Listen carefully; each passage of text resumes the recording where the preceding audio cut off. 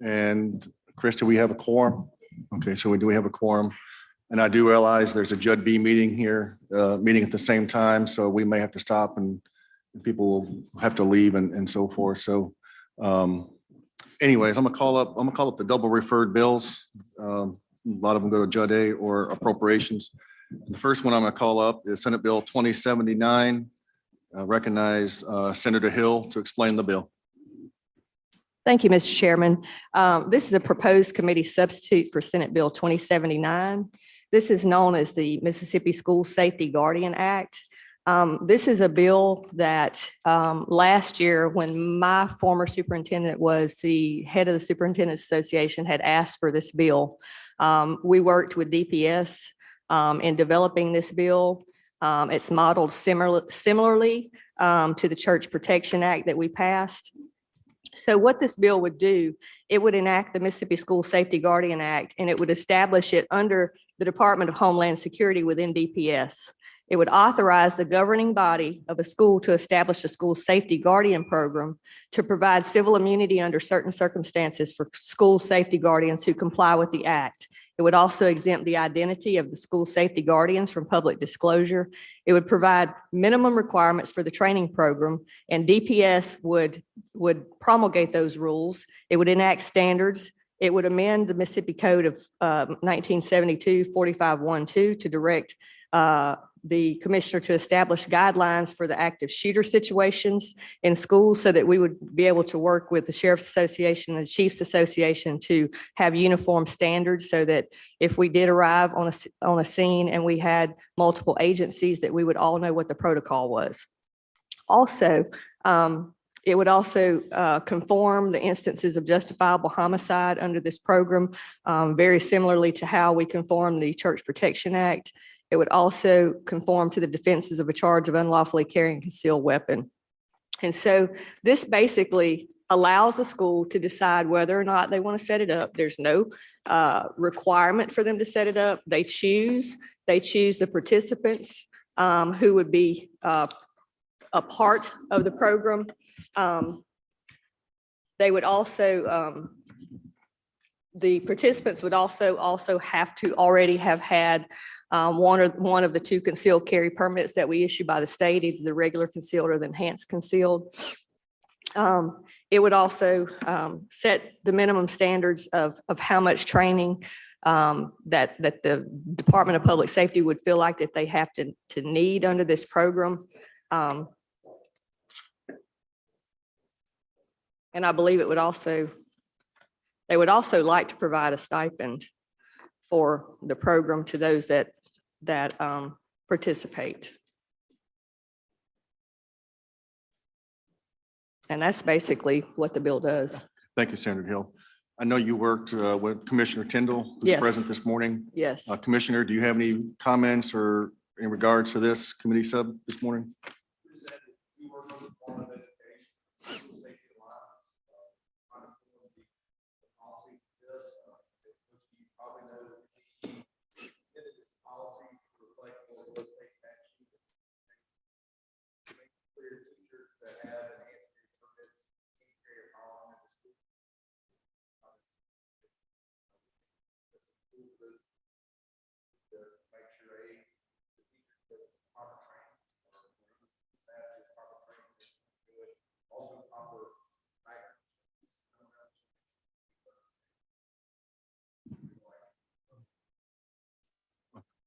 Thank you, Commissioner. Does anybody member have any questions for either Senator Hill or Commissioner Tyndall? I think Senator Jordan. Thank you very much. To Senator Hill and to the chairman, after teaching for 33 years in the classroom science, it frightens me when we talk about we have to arm ourselves to teach our children. This is the most frightening thing I've ever heard of. I think we need to put more development on character. I wrote a bill called Character Education, and it's gotten out of hand. And to talk about arming teachers in the classroom, that's pretty tough. I'm just disappointed that we come to this point. Thank you, Mr. Chairman. Thank you. Senator Norwood. Thank you, Mr. Chairman. I guess I have a couple of questions here. Do we know how many teachers in the school system, in schools have the enhanced carry permit that's already carrying weapons? Do we have any idea of that? Basically, there is no list provided by the Department of Public Safety for, whomever has an enhanced concealed carry permit.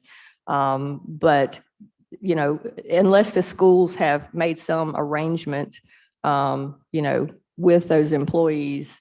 But we don't really have a breakdown of how many people in each school already have an enhanced concealed carry permit, because basically we don't necessarily keep that record. Another question is, would with the requirements more or less of the school districts,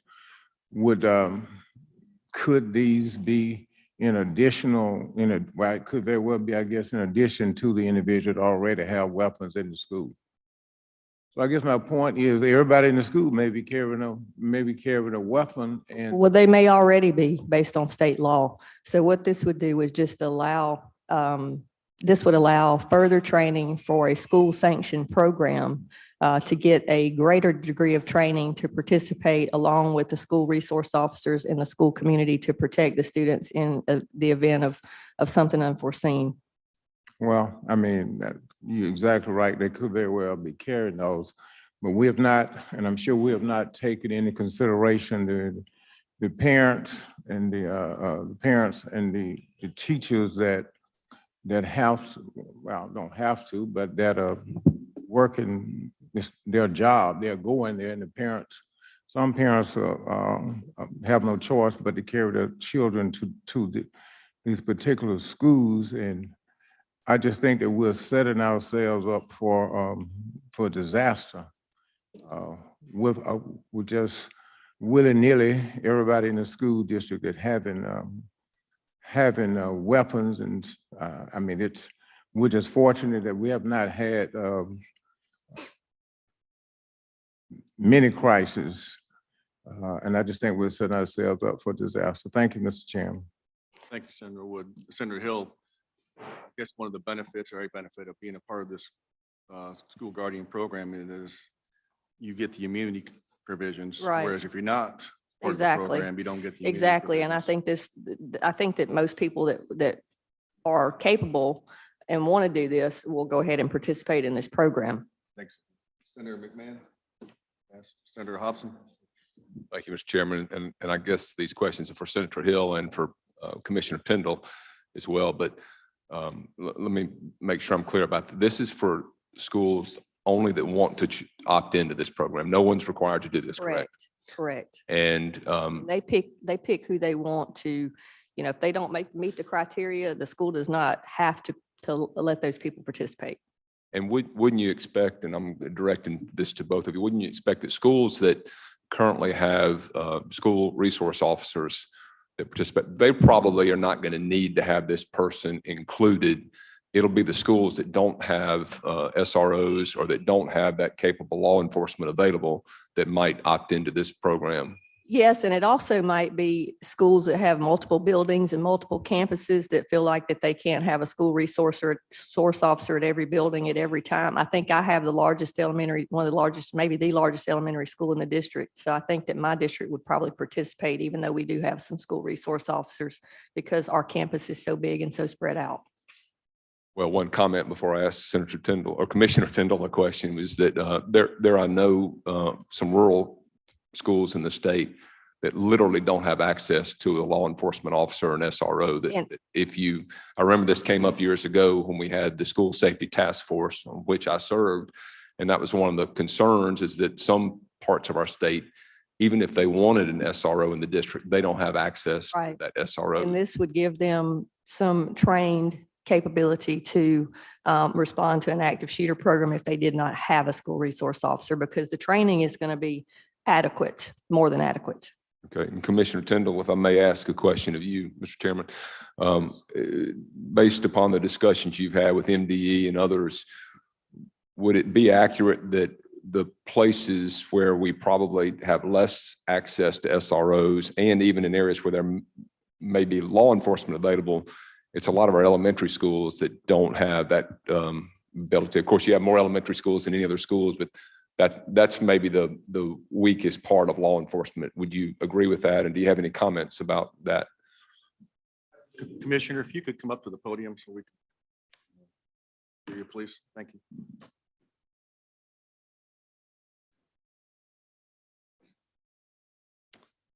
Yes, sir. These were a lot of these communications and discussions we had at the School Safety Alliance meetings, which we have on a monthly basis, and we discussed a lot of these topics with this particular bill. And I want to make clear there is no substitute for having a school resource officer. We feel like having a law enforcement officer at every school is the best case scenario, but also knowing that each district is different, and some of the constraints financially on being able to do that.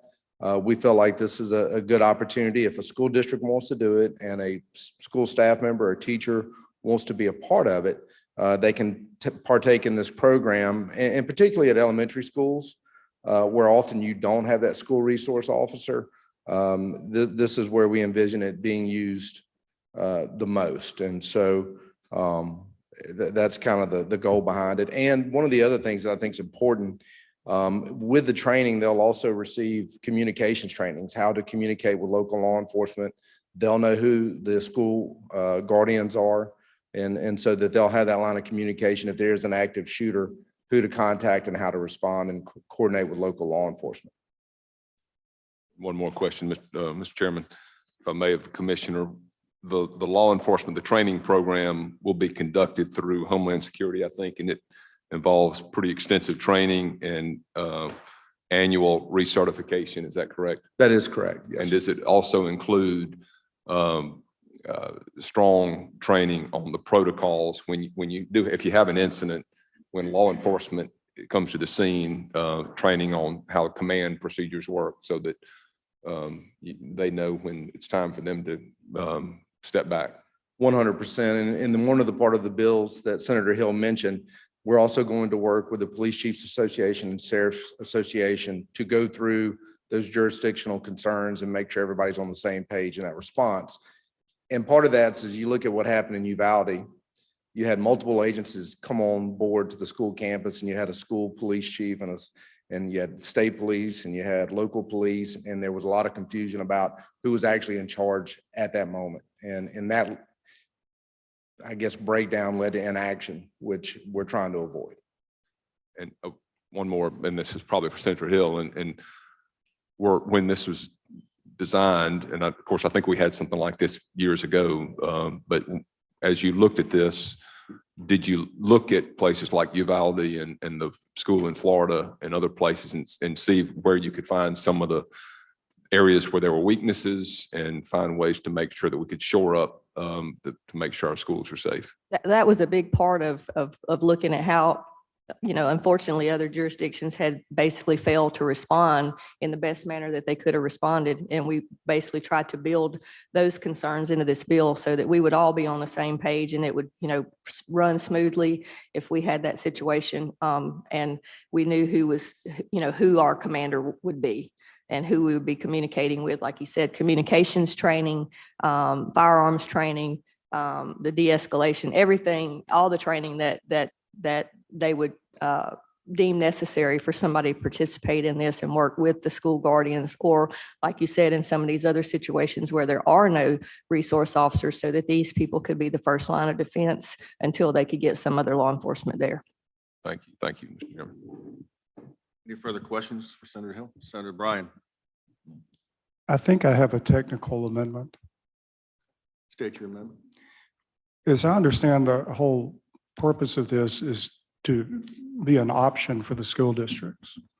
But if a school district opts in, as I read the bill, the district is required to pay $500 a month to each of these individuals. And I think it'd be better if we just gave the districts an option of whether to pay and how much, who, Who knows what various circumstances there may be. There may be someone who's happy to do this without pay. So I would propose, if it's the appropriate time, on line 67 and 68, to say that school guardians may be paid a stipend not to exceed $500 per month.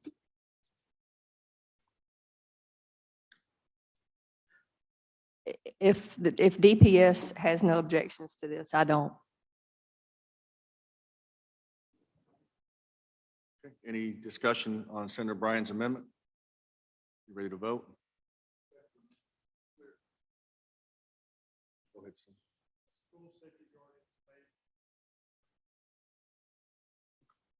All right. All in favor, say aye. Aye. Opposed? The ayes have it. Okay, we're back on the bill, Senator Hill.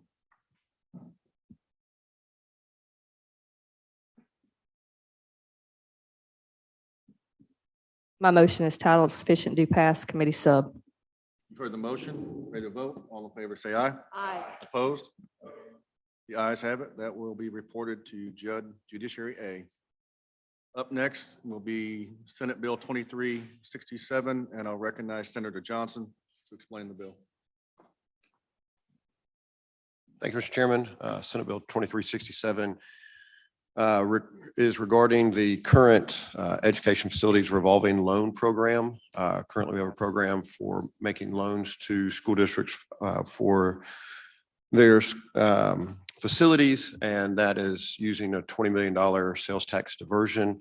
We'd be just replacing that loan program with a grant program and name it the Public School Facilities Grant Program. We'd be using the same funding. We would put a stipulation that once funding in that program reaches $40 million, any additional money would go to the MAEP formula funding.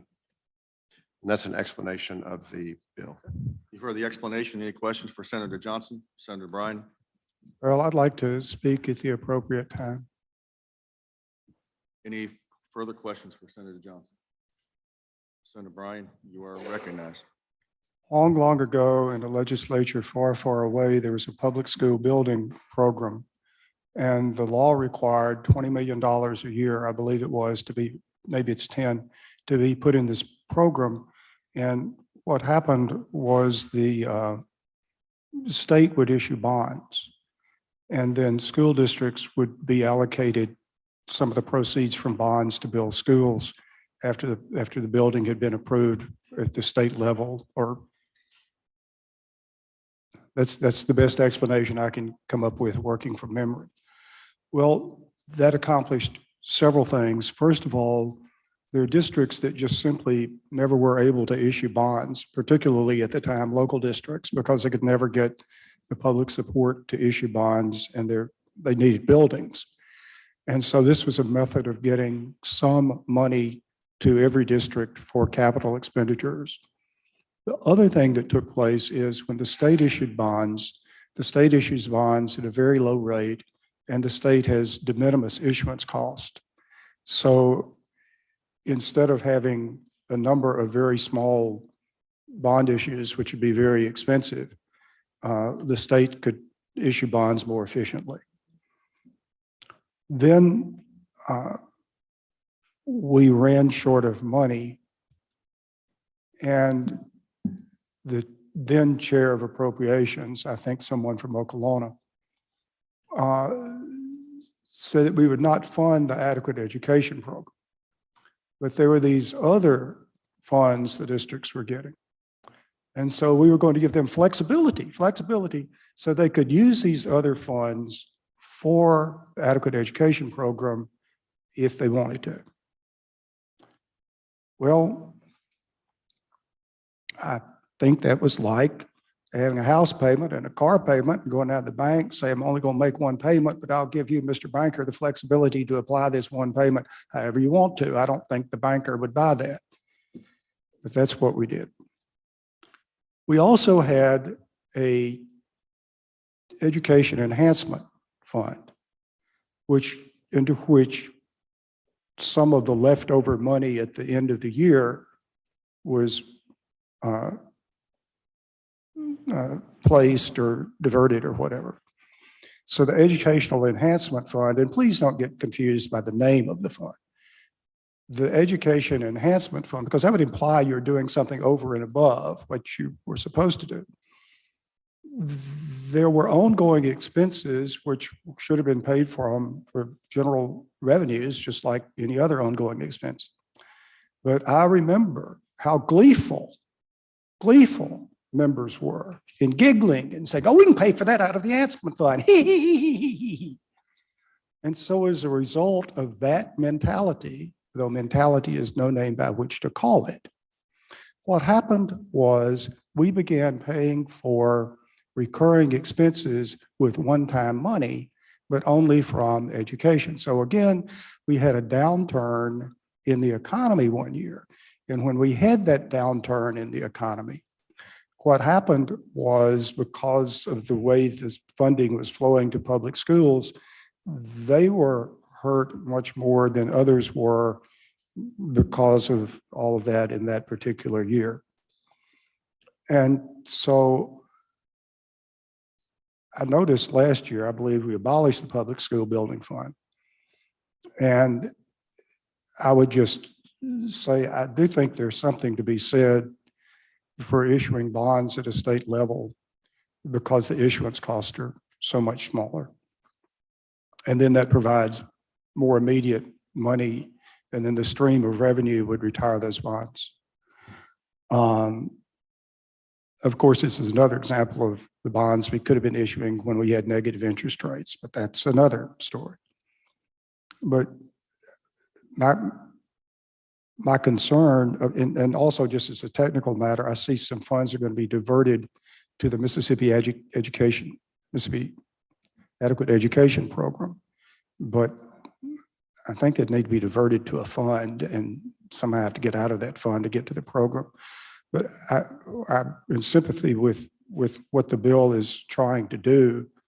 But I just wanted to say, as this bill works its way through the process, I think some consideration should be given to the concept of issuing bonds at the state level in order to save issuance cost.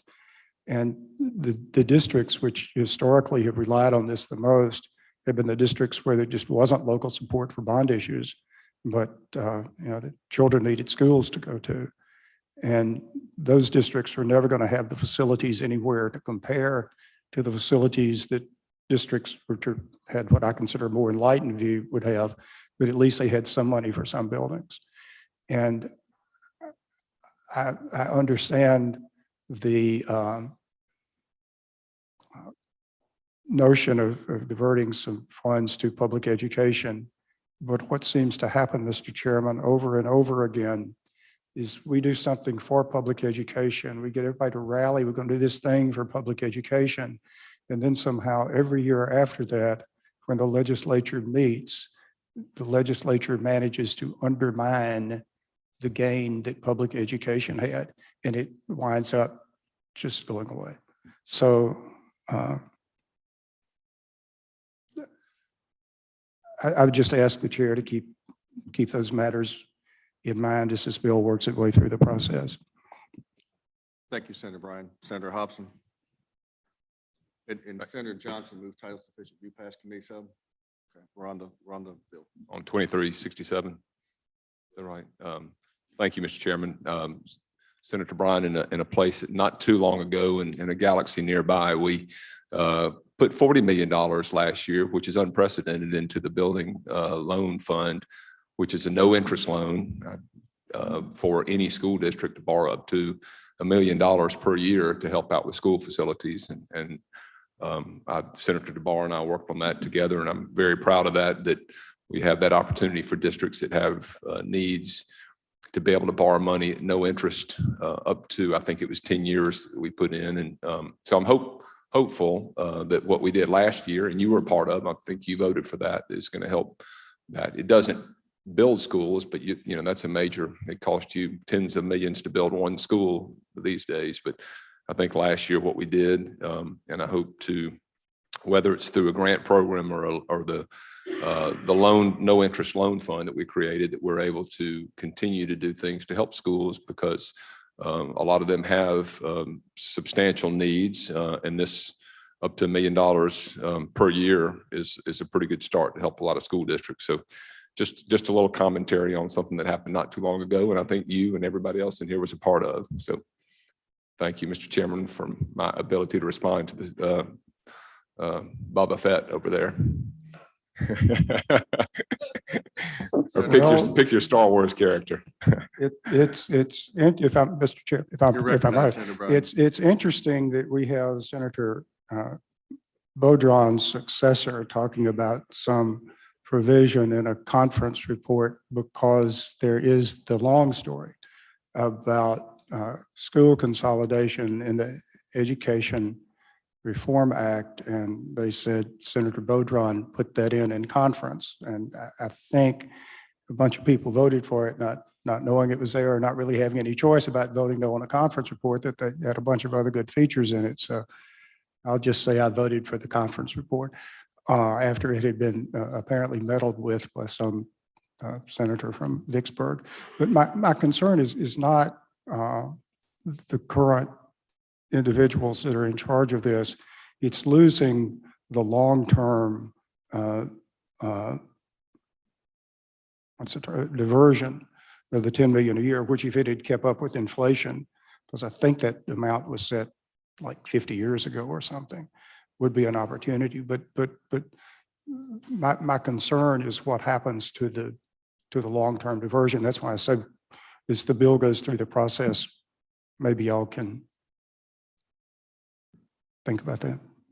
Thank you, Senator Bryan. Any, Senator Hobson? One comment, we did previously, we were diverting. I want to be clear about this. Previously, the money had been diverted from the building loan fund to MAEP. But last year is that what you're referencing? No, that's what I'm complaining Yeah. about, is you had $10 million for the public school building fund, which legislators, and it started long before you got here, stole the public school building fund money and sent it over to the adequate education program, which should have been funded out of general revenue. So this thing the districts had, $10 million. But we stopped it last year. That's what I'm saying. And sent to MAEP. We You did. tell me you didn't do that. We didn't do that last year. Well, yes, but you know. We didn't do that. We put more money into MAP, and we added to the building. We took the 20 million that, as you put it, had been stolen from the fund to go to MAP. We took the 20 million, left it in there, left that in the building fund, put an additional 20 million in it, and then created additional funds for MAP outside of it. So we didn't do the diversion. Last year was the first time You in a long abolished the time. diversion. Yeah.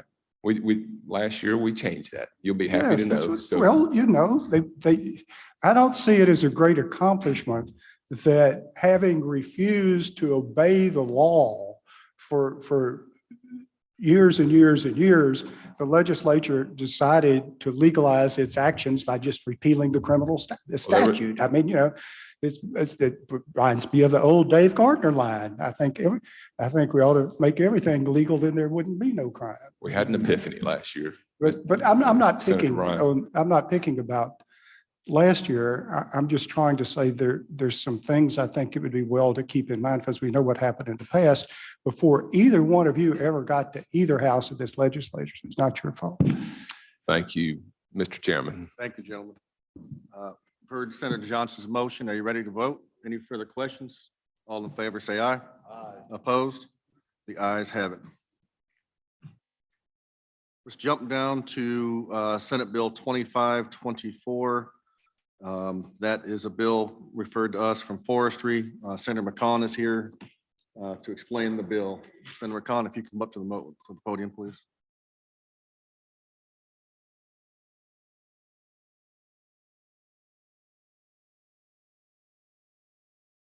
Thank you, Mr. Chairman. This bill is aimed at trying to assist local school districts in having another option for their fiber supply.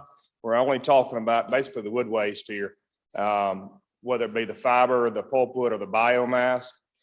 This allows the local managing school, the managing board of education, to enter into a agreement for up to 10 years for the sale of those fiber products.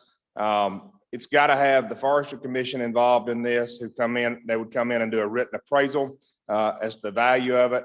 And they would also set the minimum value of the forest products to be sold. It's all got to come with recommendations from the Forestry Commission. This would allow the bid process would not happen on these wood waste products, which we all know are very hard to get rid of as it is.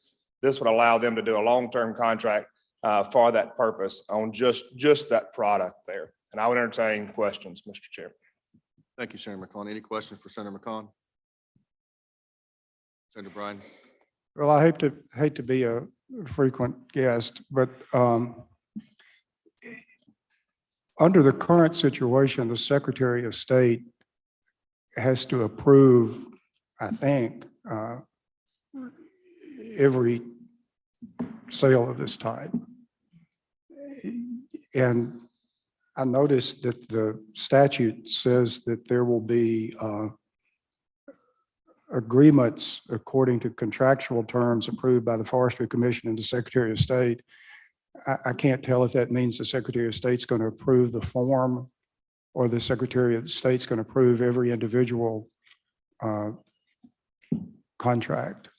My understanding is the Secretary of State is retaining the authority to approve it in the overall. I believe we've got Mr. Cheney here with Secretary of State's office. Bill, aren't you involved in that? Or did I say Bill? Oh, sorry.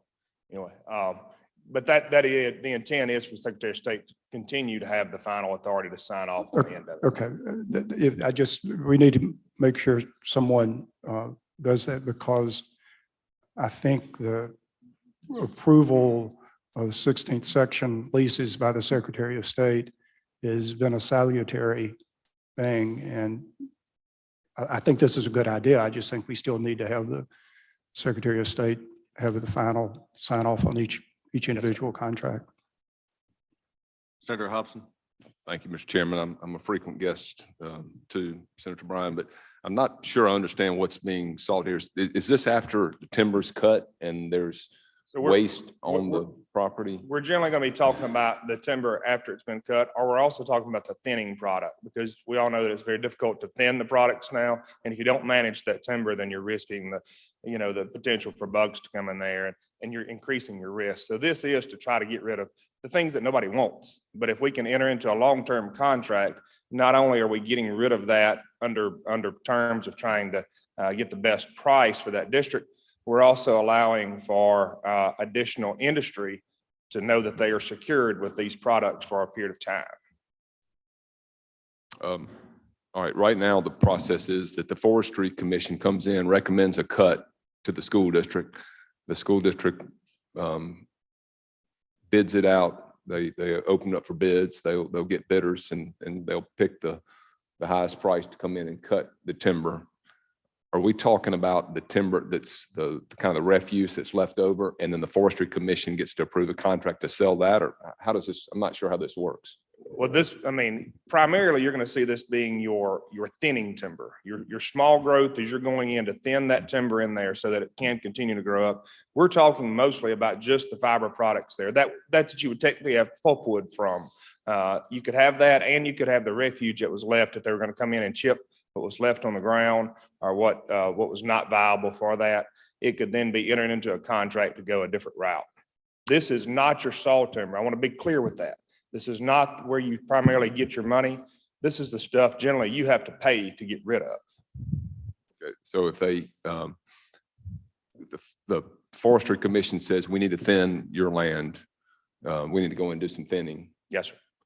The Forestry Commission they recommend a company that the school can contract with? How does that work? So in general, the first thing they're going to end up having to do based on the bill is they're going to have to run an appraisal on what the value of what's left in there that you want to thin is. And then they're going to allow you're going to have some kind of private contract with a company that the school district could enter into, so long as it meets the appraisal value from the Forestry Commission, and as long as the terms are not unfavorable to the district and signed off by the Secretary of State. Okay, thank you. Thank you, Mr. Chairman. Not sure if I answered the question there. Senator Boyd? Senator McCon, just for clarification, what the process that you're clarifying today is that if we were private landowners, we'd be the best practices in managing our private landowners. So by enabling this today, we're allowing these school boards to really be the fiduciaries that really fulfill their responsibility as fiduciaries of that property, are we not? We are to an extent on the fiber products here. Like I said, we're not getting off in the saw timber. The best practice there is to bid it off, but the best practice to get rid of the fiber is to continue in a contract. And this is just another tool for the district to use. Thank you. Any further questions? Do I hear a motion? Sir? Okay, Senator Blunt made the motion, title sufficient, do pass. All in favor, say aye. Aye. Opposed? The ayes have it. Thank you, Mr. Chairman. Thank you, Senator McCollum. I'm going to jump down to Senate Bill 2777. It's the last double referred bill.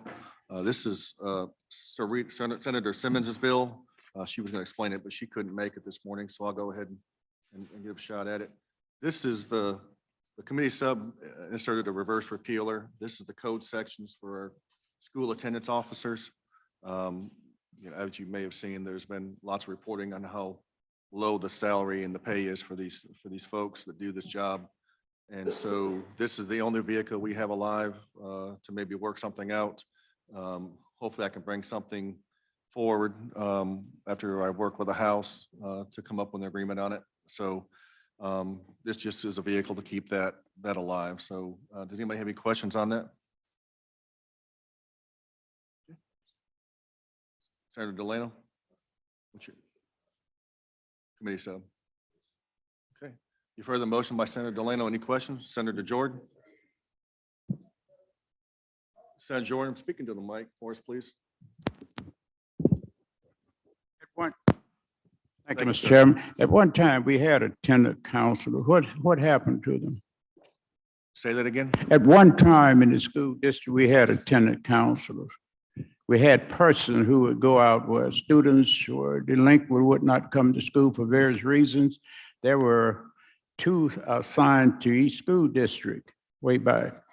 What happened to that concept?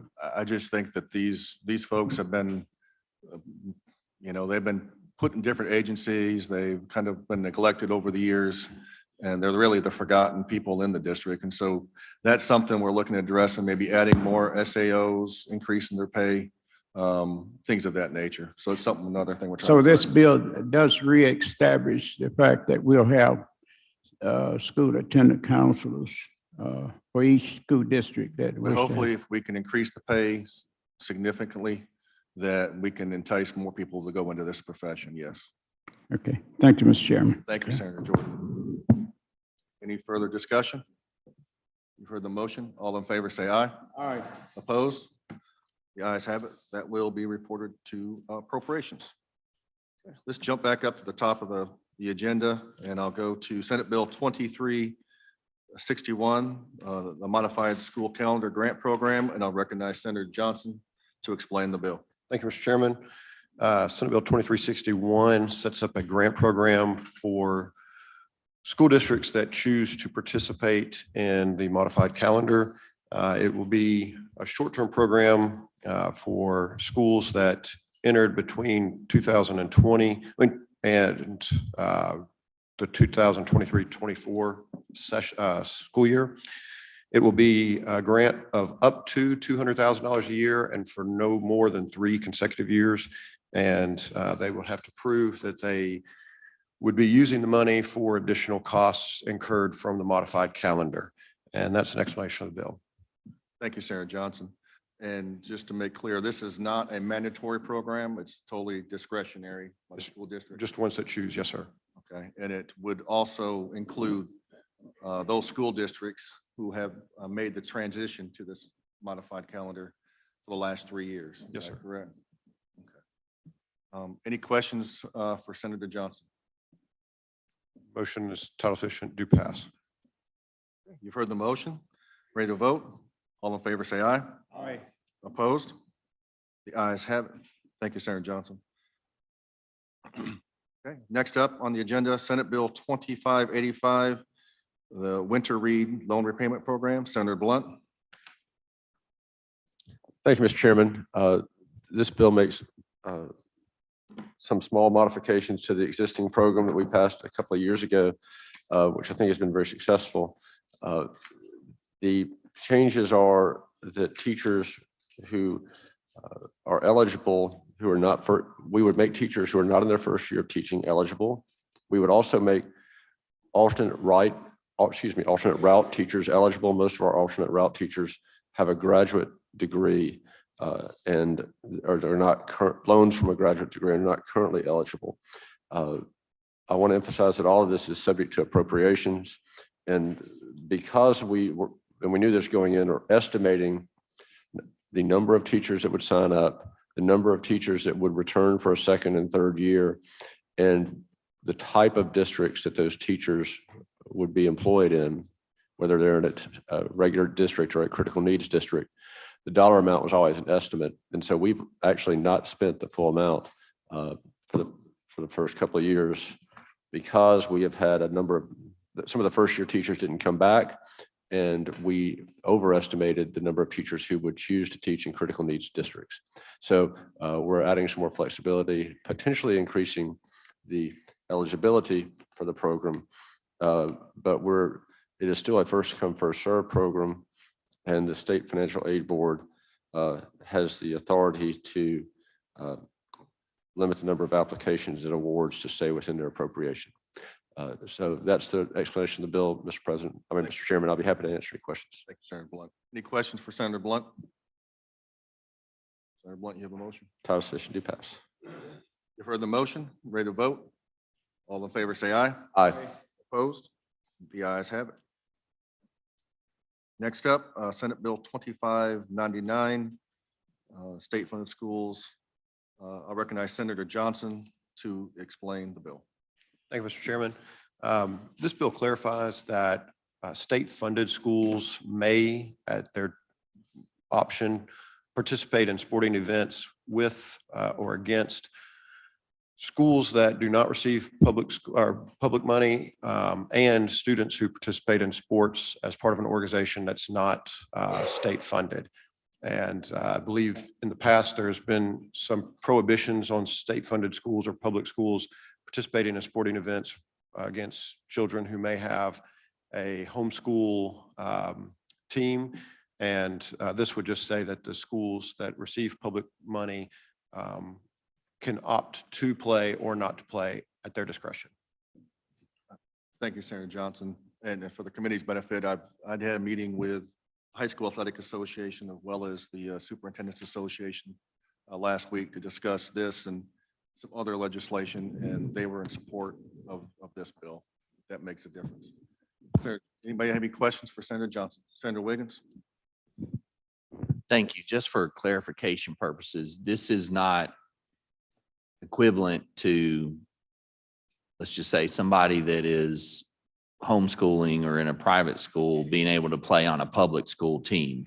No, completely different. This is for an example. In Hattiesburg, there is a group of homeschool students who have formed athletic teams. Under a previous regulation, they were unable to participate in sporting events against schools that participate with MHSAA. This would say that there cannot be a prohibition against that, that the schools that receive public money or participate in MHSAA say may choose to play the homeschool team or not. Okay. Educate me, because in my area, you have Resurrection Catholic School that has always played against the public schools. How is that different? Yes, so I think most private schools in the state do play sporting events against public schools. However, homeschool students that have a team have not been able to participate in sporting events.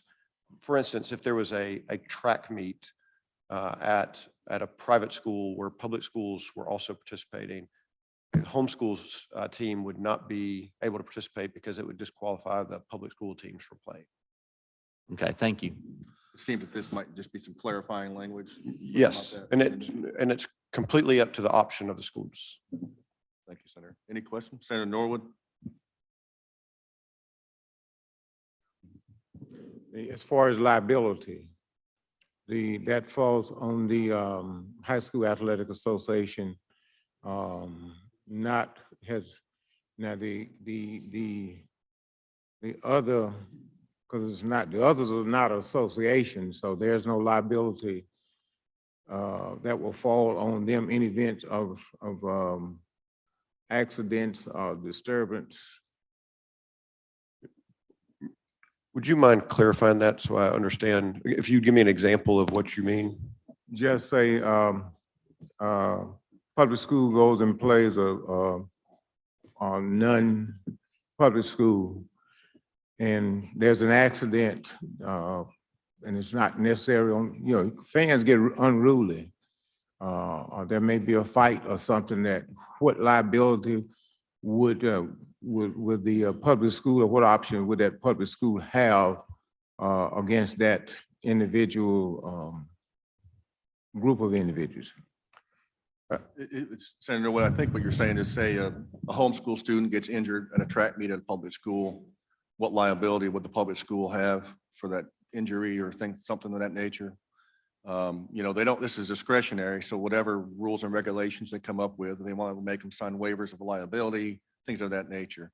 Now, if there's a fight in the stands between a homeschool parent and a public school parent, things like that, that's going to fall back on the school's liability policy, regardless. I mean, I don't think there's any limitation you can make on the limit of liability for something like that. So all the rules that are promulgated more or less was done by the High School Athletic Association. Because it may be, I guess what I'm saying is you may have 10 of these groups that will choose to play. And I guess I have many concerns, 10 of these groups, and if you beat this public school would beat all of those 10 schools, would it be counted in the win-loss in terms of, I'm not sure, I mean, like Senator Wiggins has explained already, his schools down there play the private versus public schools. So however that works out now, I'm sure they'll continue to do it the way it's been done. I'm not just talking about private versus public, I'm talking about, you saying homeschool. I believe though that would be just like any other non-conference game that you choose to participate in. It would be the same if a team from Mississippi played a team from Tennessee that's not part of MHSAA, not part of Mississippi athletics at all. Or if any non-conference game, it would be treated the same way. Private schools play homeschool student organization teams now, and that's the way it works with them. I think it will be the same. And MHSAA plays teams in the MAIS program now. So I think it's no different. It just says that they can choose to participate in activities with students who are homeschooled. Thank you, Mr. Thank you, Chairman. Senator Norwood. Motion is town sufficient, do pass. You've heard Senator Johnson's motion. Any further discussion? Ready to vote? All in favor, say aye. Aye. Opposed? The ayes have it. I'm going to jump back up one. I skipped Senate Bill 2586, computer science, and I recognize Senator Delano to explain the bill. Thank you, Mr. Chairman. Ladies and gentlemen of the committee, this bill deals with our computer science bill that was passed a couple of years ago that required for computer science classes to be taught in K through 12.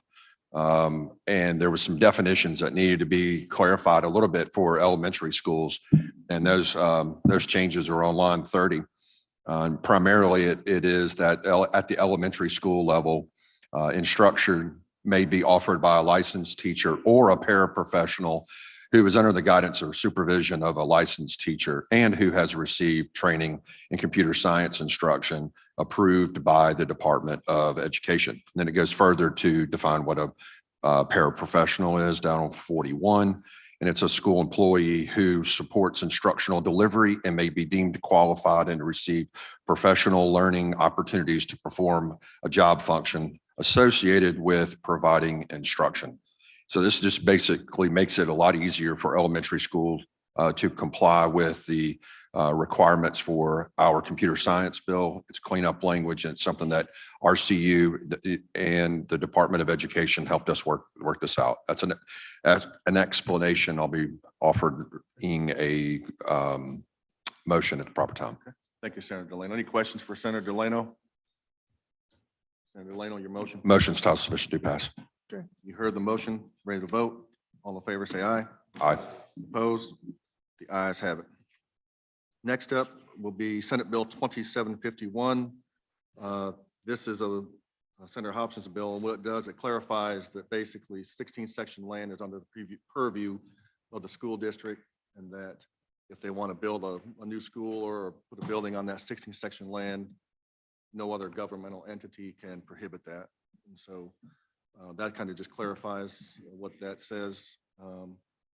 If there's any questions, I'll yield to Senator Hobson to answer those, but otherwise, if there's no questions, Senator Delano. So is this intended for, or thank you, Mr. Chairman, is this intended for preventing a municipality's land use ordinances from prohibiting construction of a institutional building in an area that would be otherwise residentially zoned? Is that kind of the purpose? Correct.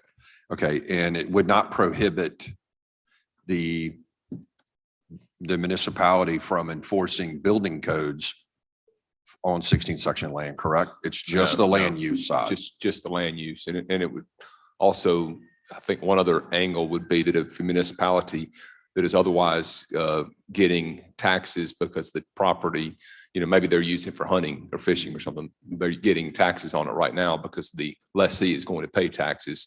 Well, if the school district wants to build a building on their own 16 section property, they ought to be able to build a school building. They should not be prohibited from building a school building on land that's set up for that very purpose. Thank you, Mr. Chairman. Thank you, Thank you. Mr. Chairman. Senator Boyd.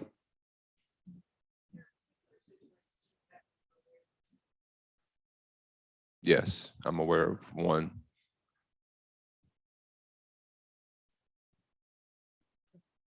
Do we have a motion?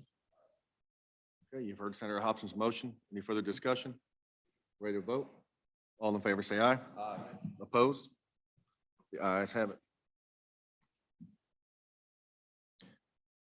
Next up will be Senate Bill 2811.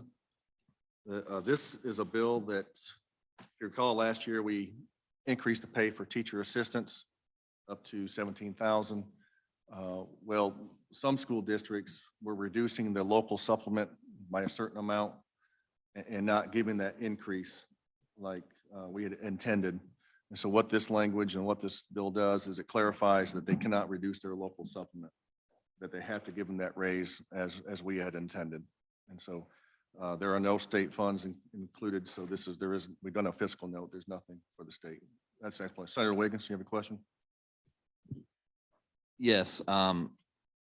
So there were multiple school districts who would reduce the salary of the assistant teachers. Is that what was going on? That's my understanding, yes. After we raised them? Correct. What is in this bill? What is let's say, what's the enforcement mechanism? So let's say we pass this bill, they do it. What's the enforcement mechanism? Don't recall what that would be, but it basically, the language does mirror what we do for our teachers, and so they can't reduce them, but if there's something we can add to it, you and I will sit down, we'll figure, maybe we can add something to it. Interesting you say that. So, I do have an amendment to that effect Okay. at the appropriate time. all right. Is there any further questions before we get to Senator Wiggins' amendment? Okay, Senator Wiggins?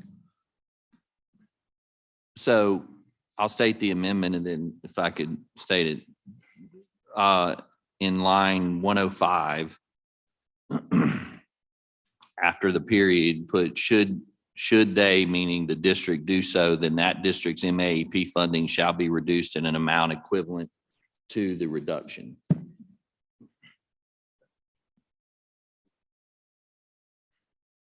You've heard the amendment by Senator Wiggins. Any questions for him? Let me ask you, does anybody have questions be first? No questions? Senator Polk, you're recognized. I would make the amendment state that they would lose twice the amount.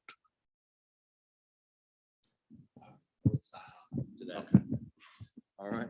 You've heard the substitute amendment or the amendment. Any discussion on the amendment? Any questions? Okay. Senator Clarif- Thompson. Thank you, Mr. Chairman. Clarification. The amendment is that they would lose twice the amount of MAP for what? The amount that they reduced it? So if they've reduced it, is that if they've got 10 assistant teachers and they were reduced $2,000, it's $20,000 reduction, they would lose under the amendment, they would lose $40,000 of MAP. Is that what the amendment? I just want to make sure I understand it. And if I may, understanding that may be a drop in the bucket. That being said, in doing my amendment, I was trying to think of it would send a message, but I think that sends a message. $40,000 is still a lot if that was to be the case. Heard the amendment. Sam, will you go ahead and read back the amendment so everybody's clear on what we're voting on, please?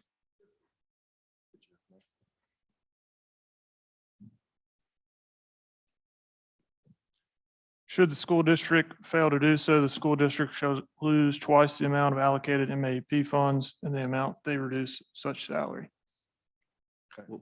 Mr. Chairman, my amendment, I think lose, I prefer the language funding shall be reduced in an amount equivalent to twice the amount of the reduction.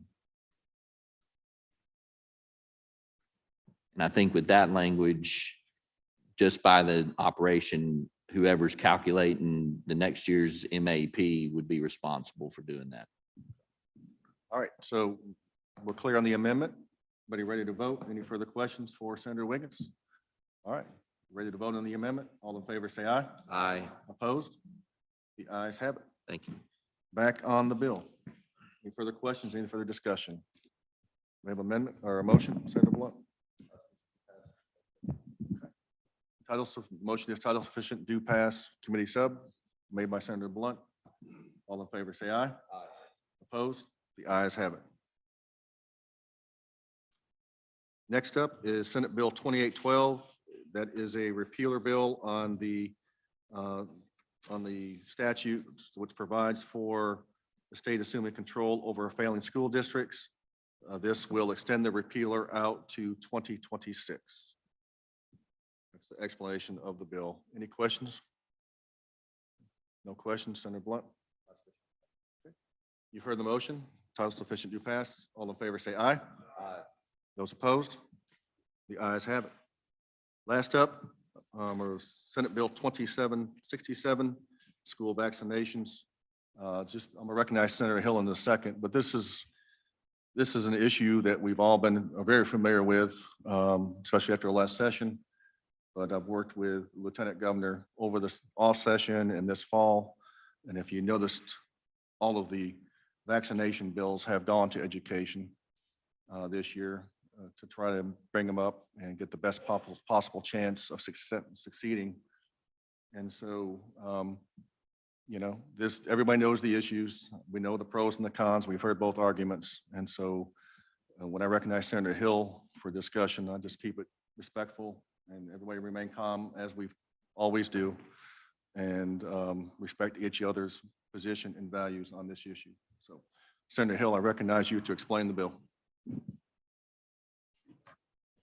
Thank you, Mr. Chairman. Senate Bill 2767 is basically the standard language that about 44 other states across the country have in their codes where they allow a religious exemption for childhood vaccines for school attendance. It would require an affidavit to the school district by a parent or guardian stating the reasons why basically their religious exemption. They would also have to state and give a form to the school stating which vaccines the child has had and which they had not had. And it basically allows the health department to remove unimmunized children from the schools, or if there's any outbreak, and that they could return after the outbreak is over with. I think that we have pending litigation regarding this issue. Do I have anybody from the Attorney General? I think I see Whitney. I would like to clarify that with the Attorney General's office that we do have pending litigation against the state of Mississippi because we do not currently recognize a religious exemption in statute. Is that correct? That is correct. The Sarge case, which is the First Amendment.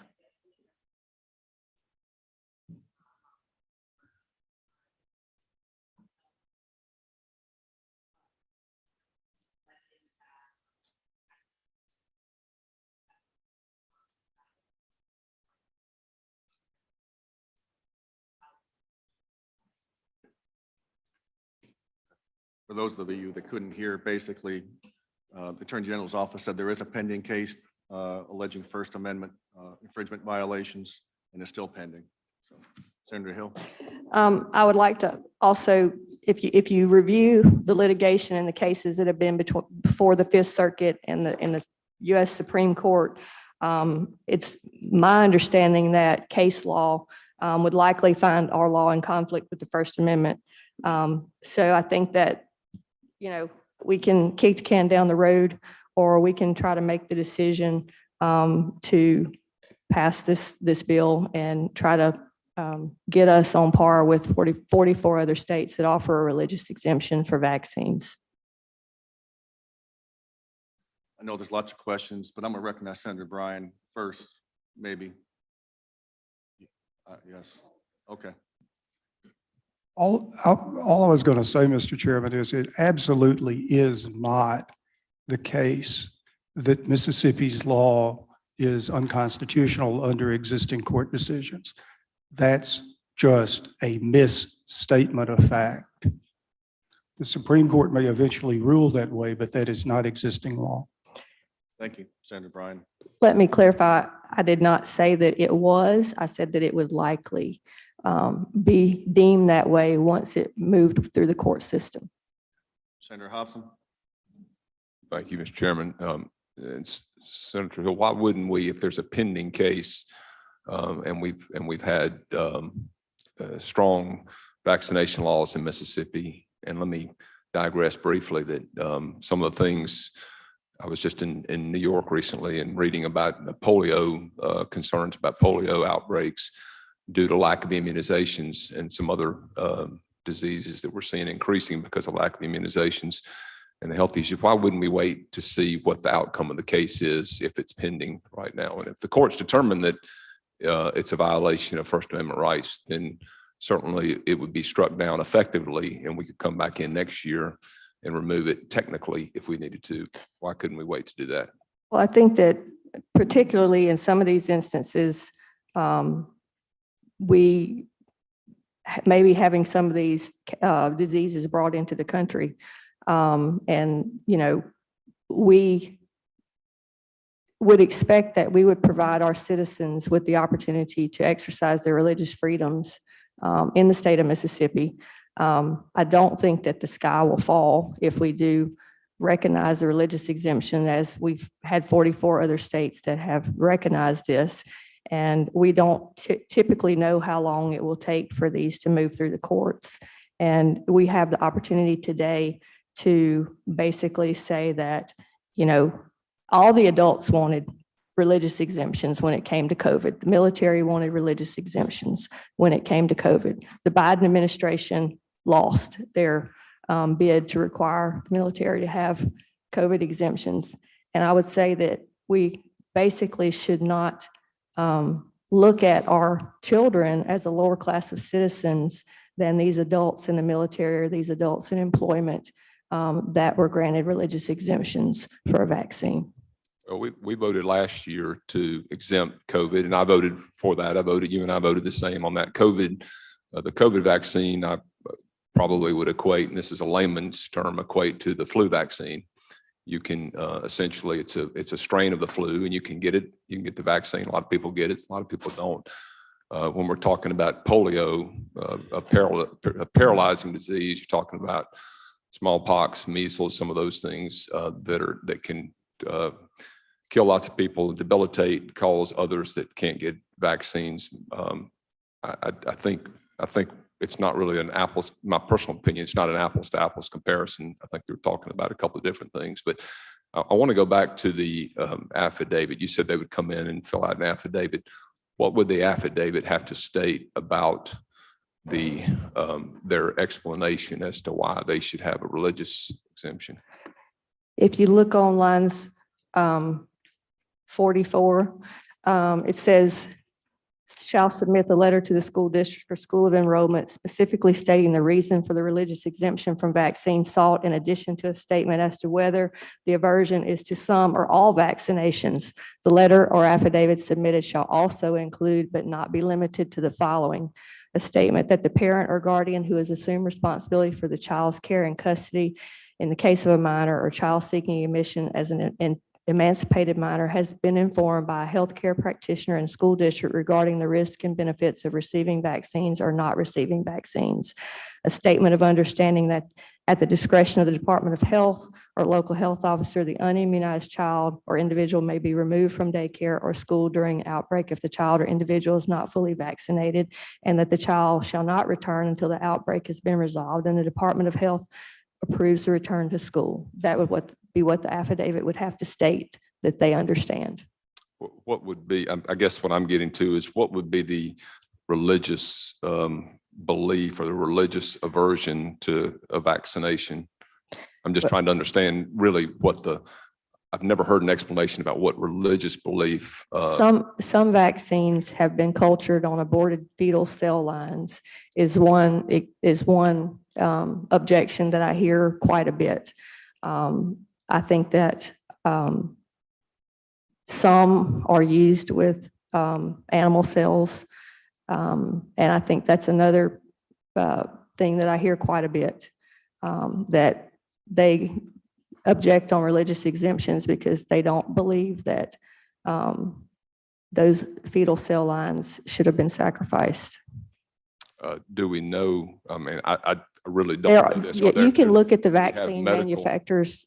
Yeah. You can look at, I've actually looked at them in the past. You can look at some of the ways they're developed, and they basically state that.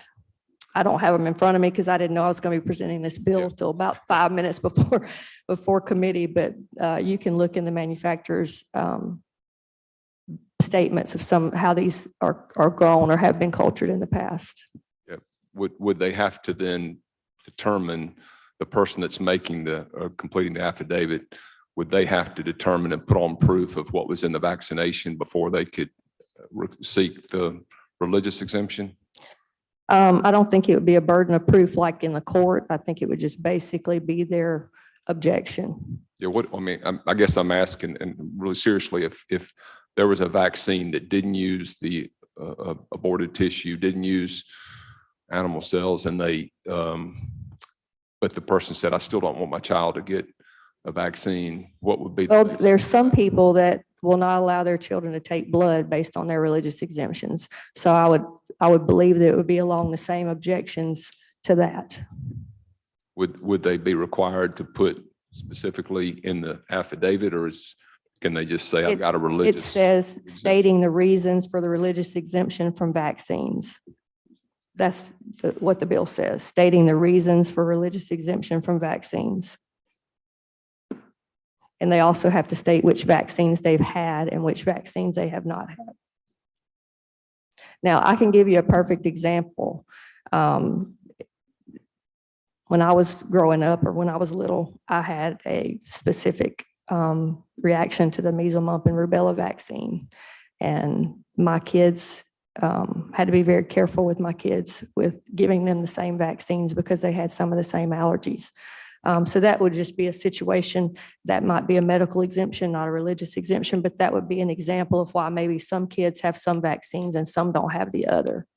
And we've got a medical exemption right now. Yes, we do. So We do. if you've got that medical problem, you can be Exactly. exempted from taking the vaccines. And I guess that's one of the concerns if we. But this is a religious exemption. This is one of the things that I know, I'm hearing my father in the back of my head talk to me about when he was a boy and the concerns about polio in this country, and how that was one of the best things that ever happened to the United States is the polio vaccine, what it did to stop this. He said people were fearful, afraid when he was a kid that they were going to get polio. And that's just one example. And I think about how he constantly said one of the best things we ever did in this country was to require the vaccines so that we didn't have so many people that were getting debilitating and killing diseases. And, you have the herd immunity issue that we've talked about before. And I think that's one of the things we've done fairly successfully in this country and in our state is to make sure that we have enough herd immunity. If we start exempting for non-medical reasons, and if there's, depending on the religious exemption, if we start exempting for people just saying it's just my religious belief, we're gonna lose it. And we're gonna be back to a situation that I remember him telling me that they were so fearful about. And that's why I'm trying to get to what is the religious Well, belief. it is your First Amendment right under the Religious Freedom Restoration Act, and I believe under the First Amendment to the Constitution. But I think you could look at these states that have had religious exemptions for years and years and years, and you've not seen the sky fall in these other states. So, I mean, we all know what this is. We all know that, it's every person's not going to want to take advantage of this, even though my kids are vaccinated. I think most people do vaccinate their kids, but I think for those people who have a sincere religious objection to putting some of these vaccines in their children's bodies, especially, all at one time, like we're required to do to stay on schedule. I think I think we owe them the ability to exercise their religious beliefs and take care of their kids the way they see fit. Well, I thank you for answering the questions, and it's a serious matter. It's a serious issue, and I don't think anybody thinks that it's not for the competing reasons. I would think that it would be appropriate if the courts determine, if the courts determine that it is, then I think, we will have to move forward. But I think that if the courts tell us that, we can certainly react to it, and we wouldn't even have to react, but we could next year. But thank you, Senator Hill, for answering my questions. Thank you, Senator. Thank you, Mr. Chairman. Any further questions? Senator McMahon? Thank you, Mr. Chairman. So Senator Hill, to your point, the religious exemption will give families options. There'll be families that will take the traditional proven vaccines such as polio, and they'll list that in their religious exemption, but they may choose not to take a newer modern vaccine, correct? Gives them flexibility. That's correct. It says that they can state the ones that they have had and the ones that they object to having. Right. So there are going to be families that are going to take the traditional proven vaccines that were administered in this country that were very successful, but they may opt to delay for current or new vaccines. Would you agree? I would agree. And I think that some parents would still give the vaccines, but they would maybe not be on time on the schedule. But they would like to be able to have their kids in school. The vast majority of families that have spoken with me about that, that's what they really say they want is flexibility. They know their children best. This is a parental right issue. Parents know their children best, and they just want some options. So thank you for taking my questions, and I'd like to speak before we take our final vote, Mr. Chairman. Thank you, Senator. Any questions?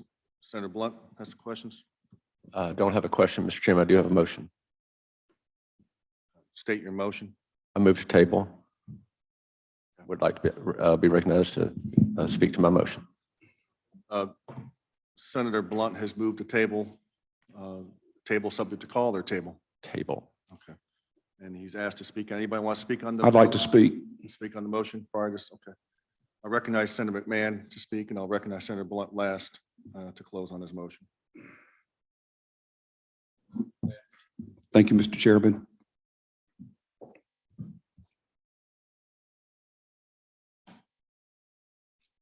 I marvel at modern science and the things that we've accomplished, especially in this country.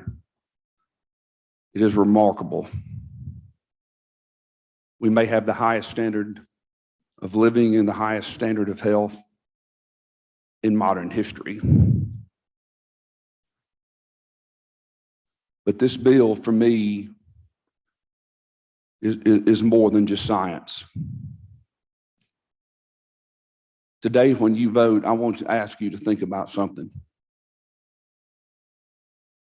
This continent was founded on religious freedom. It precedes our own Constitution by more than 284 years. And the religious exemption and the religion of people is more important to me at this moment than the science of this. I'm asking you to vote in the affirmative to move this. I'm asking you to vote against Senator Blunt's motion. And let's have a vote and let's move this bill forward and give the families of Mississippi the flexibility they need to raise their families. And let's honor the legacy of the religious liberties of this continent. Thank you, Mr. Chairman. Thank you, Senator. Senator Jordan.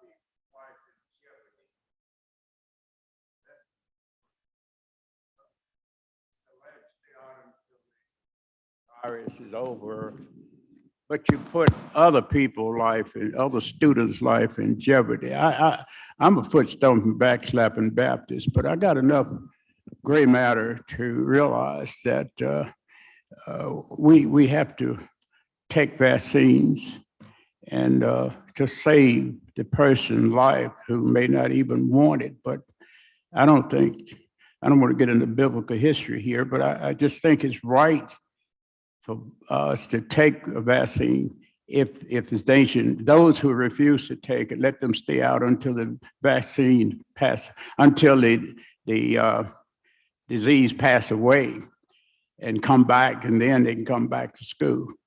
Who knows what's out there, why they are out there, what may happen to them? They could contract it. So I just think for the welfare of the students, everybody should follow rules and regulations. And I know I'm a foot stomping, backslapping Baptist, and I believe in religion. Thank you. Recognize Senator Blunt. Motion. Thank you, Mr. Chairman. I appreciate Senator McMahon's comments. I have two parents. One is a physician. One is an ordained minister. And this brings forward a lot of ideas about people's religious beliefs and whether or not you trust your doctor. Mississippi has got this right. Other states are looking to Mississippi on this.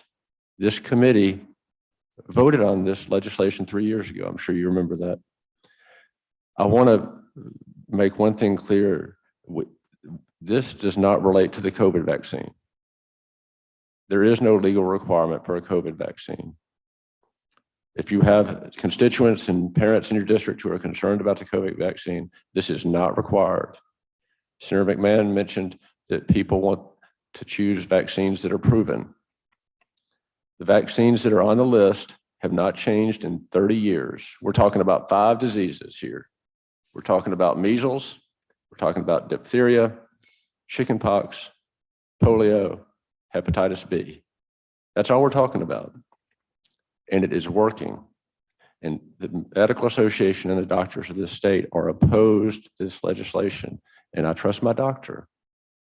As to the legality of this, the current law in the state of Mississippi is that a religious exemption is unconstitutional under the Supreme Court of the state of Mississippi, which has said, and I'd encourage the Attorney General to read this, the fundamental and paramount purpose of the Mississippi legislature is to afford protection for school children against crippling and deadly diseases by immunization. This can be done effectively and safely, and has incontrovertibly been demonstrated over a period of a good many years, and is a matter of common knowledge of which this court takes judicial notice. The protection of the great body of school children attending public schools in Mississippi against the horrors of crippling and diseases and death are one of the diseases against which immunization are known to have long been practiced successfully. And we demand that children who have not been immunized should be excluded from the school community until immunization has been accomplished. The law is reasonable and constitutional as it provides for the immunization of children before they are permitted to enter school. Therefore, we hold that the provision providing an exemption from the operation of the statute because of religious belief is in violation of the 14th Amendment to the United States Constitution and is therefore void. That is the law of the state of Mississippi. This law has worked. It has protected our school children. It is based on sound and established science. It covers vaccines that have been in place and fixed for 30 years. It does not include the COVID vaccine. We have a good law. We need to keep it. Ask you to move to table.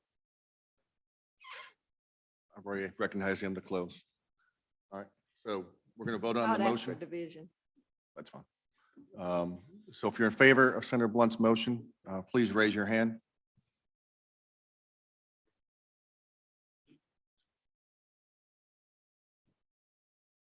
Okay, put him down. Opposed?